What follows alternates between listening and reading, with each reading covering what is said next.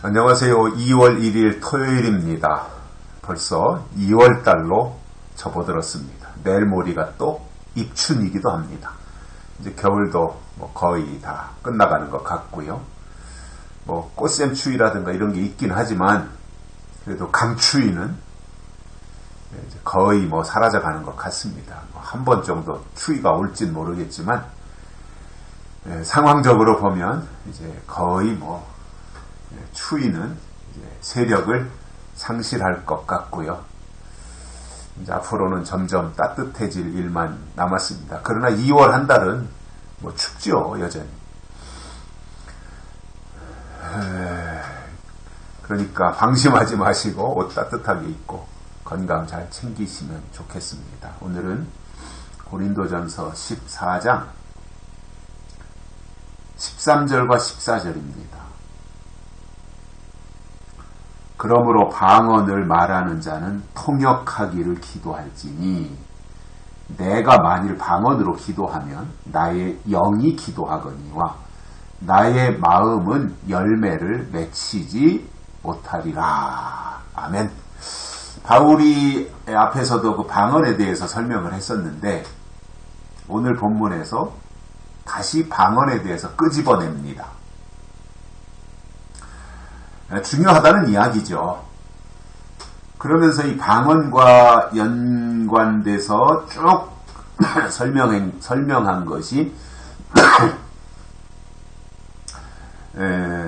필이나 검은고 이야기를 했었고요. 나팔에 대한 얘기 했었고요. 나팔이 분명치 못하면 어떻게 전쟁을 예비하겠느냐.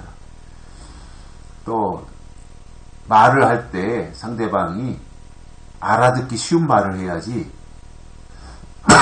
어려운 말을 하면 허공을 치는 것과 같다. 또 여러가지 세상의 소리의 종류가 다 있는데 뜻없는 소리는 없는 것이고 그럼에도 그 소리가 들리는데 그 소리의 뜻을 알지 못하면 그 말하는 자의 의도를 어떻게 알겠느냐. 그것은 야만과 같은 것이다. 이런 설명도 했었고요. 그리고 이제 오늘 말씀에 와서 보면은 방언에 대해서 다시 정리하는 거예요. 아마 고린도 교회에서 방언 문제가 굉장히 심각했었나 봐요. 그때 초대교회 당시에.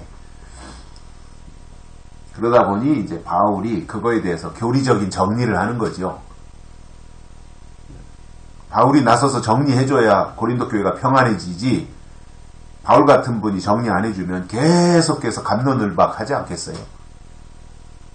바울은 이렇게 정리합니다. 방언을 말하는 자는 통역하기를 기도할지니 방언을 하는 것은 좋은데 방언만 하지 말고 방언하는 자는 반드시 통역하기를 기도하라 이거예요. 통역이 있어야 된다는 거죠. 내가 방언으로 기도하면 그 방언의 내용을 누가 알아들어요. 그러나 나 혼자 산속에 들어가든 골방에 들어가든 나 혼자 하나님 앞에 기도할 때 방언을 가지고 기도하는 거야. 무슨 문제가 있습니까? 나하고 하나님하고 지금 단둘이서 대화를 나누고 있는데 누가 들을 사람도 없고요. 그러니까 아무 상관없어요. 그런데 다른 사람들이 있는 가운데서 내가 방언으로 하면 다른 사람들이 못 알아들으니까 문제가 되는 거 아닙니까? 많은 사람들이 있는데 거기서 내가 방언으로 말한다고 생각해 보십시오. 그거 누가 못 알아듣잖아요. 제가 그 전에 농아들 모인 데 갔었어요. 농아들 모인 데 가면 이제 수어하는 사람들이 있거든요. 수어라고도 하죠. 요즘에는 수어. 손으로 이렇게 해서 이제 농아들에게, 이제 벙어리들에게 이제 의사표시를 하는 건데, 수어하는 사람들이 있잖아요. 수어하는 사람을 만난 적이 있어요. 그랬더니, 수어하는 사람들은 말을 할 때에도 계속해서 손동작을 해요. 수어를 해요. 농아들이 있는 자리에서 정상적인 사람들, 일반적인 사람들과 대화를 할 때에도 계속해서 손으로 수어를 해요. 왜 그렇게 하냐 제가 물어봤어요. 그랬더니 농아들이 오해를 잘한답니다. 오해. 그래서 일반인들과 이야기할 때 자기들 얘기하고 자기들 무슨 헐뜯고 이러는 것을 오해를 한다는 거예요. 이게 아마도 이제 어떤 장애인들의 자격지심 이런 게 이제 작동을 하는 것 같아요. 그렇기 때문에 이 수어하는 사람들은 농아들 앞에서는 일반인들하고 대화 나눌 때도 계속해서 손으로 수어를 해서 농아들에게 지금 이런 대화를 내가 나누고 있다라고 하는 것을 알려준다는 거예요. 아, 그렇구나. 오해하는 것보다 훨씬 더 낫잖아요. 지금 우리는 이런 대화를 나누고 있어 하는 것을 이제 수어를 통해서 농아들에게 알려준다는 거죠. 통역이라고 하는 것이 그런 의미가 있다라고 보는 거예요. 방언으로 말하면 10명이 모인 자리에서 지금 나 혼자 방언으로 말하면 나머지 9명은 못 알아들으니까 통역을 하라는 거 아니에요. 그래서 방언으로 하고 또 통역도 해주고 그러면 다른 사람들이 다 알아들을 거 아니에요. 바울이 지금 그걸 설명하는 거예요. 방언하는 거 좋다 이겁니다. 얼마든지 방언하라는 거예요. 혼자 있을 때 방언하는 것은 뭐 누가 참견할 이유도 없는데 여러 사람들이 있는 가운데서 방언을 하게 될 경우에는 반드시 통역을 하라 이겁니다. 그래서 방언을 하는 사람은 통역하기를 위해서 기도하라 이것을 설명해 주는 거예요. 얼마나 철저해요 바울이라는 분이. 이런 내용까지 이렇게 세심하게 다뤄주니까. 그러니 교회에서 어떤 잡음이나 오해가 생기는 것보다 이렇게 해서 통역을 통해서 그 방언의 정당성을 확보할 수 있다면 그게 더 좋은 거 아니겠습니까? 나는 방언하니까 너희들이 통역 은사 너희들이 받아가지고 내가 방언하는 것을 너희들이 알아들어라. 이게 아니라 방언하는 사람이 통역까지 할 수 있도록 하나님께 통역의 은사도 달라고 기도하라는 거예요. 그러니 이게 얼마나 배려입니까 이게. 알아들으려면 듣고 못 알아듣는 사람은 믿음이 없으니까 못 알아듣는 거고 이렇게 한다고 그러면은 그것은 바람직한 게 아니죠. 방언하는 사람이 다른 사람들이 못 알아들으니까 방언을 하지 말고 각자 자기 나라의 언어를 통해서 말을 통해서 알려주든가 아니면 부득이하게 내가 지금 방언을 하지만 그 방언의 뜻이 무엇인지 통역을 해주든가 이걸 하라는 거예요.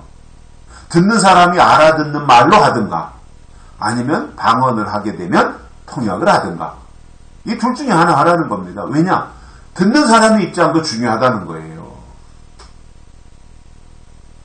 사실 말하는 사람들의 말한 의도보다 듣는 사람들의 그 마음이 더 중요한 겁니다. 듣는 사람들이요 자기 마음대로 들어버리면 바로 말한 사람의 의도는 바뀔 수 있어요. 내가 그렇게 들었다는데요. 나는 그렇게 들었다는데 어쩔 거예요.